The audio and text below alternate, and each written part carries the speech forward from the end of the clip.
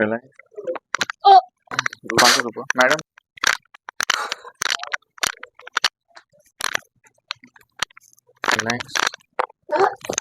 कमरापासून तुमचा डावा पाय दुखतो ना. आता हे बघा तुमच्या कमरामध्ये इथे L4 मध्ये गॅप आहे, म्हणजे ज्या ठिकाणी वर्षी खाली सर एक सरकून भरपूर दिवस झाले, पण त्याच्यातले हळूहळू आता गायरची सारखायला लागली, म्हणजे इना जमली. इथून रक्त पुरवठा खुब्याला, मांडीला, गुडघ्याला, पोटीला आणि टाचले इथपर्यंत होत नाही. म्हणून कमरापासून तुमचा डावा पाय दुखतो, जड पडतो, रग लागते, कळ लागते, मुंग्या. कधी कधी बसून उठले, वाकून उठले ते कमरामध्ये टिचं भरतं, चमक भरतं. आता यालाच म्हणतात सायटिका प्रॉब्लेम. तुम्ही मरेपर्यंत जरी गोळ्या औषध याच्यावरती खाल्ल्या, हजार गोळ्या औषध बरा होत नाही आणि होऊ शकत. याला दोनच पर्याय जगात. पहिला पर्याय म्हणजे ऑपरेशन, दुसरा पर्याय म्हणजे ही ट्रीटमेंट करून कमी प्रेशरचा प्रोसेस करून डिक्स पोझिशनला आणता येते. एकदा डिक्स पोझिशनला आली, कर्टिलेज लेवलला आली की तुम्ही ओके. पण हे 1-2 दिवसात होत नाही, याला 8-10 दिवसाची प्रोसेस असते.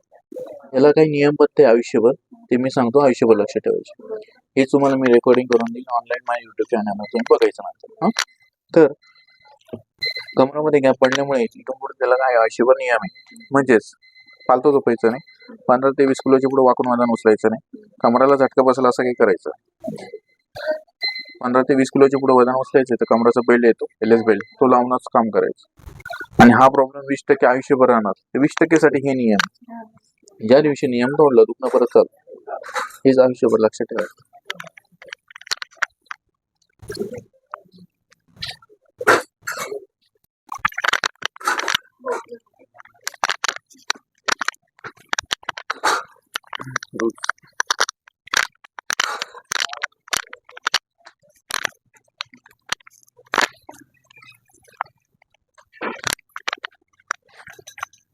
इकडे खुश होतो का माझ्याकडे काम कर, माझ्याकडे करा शिवाय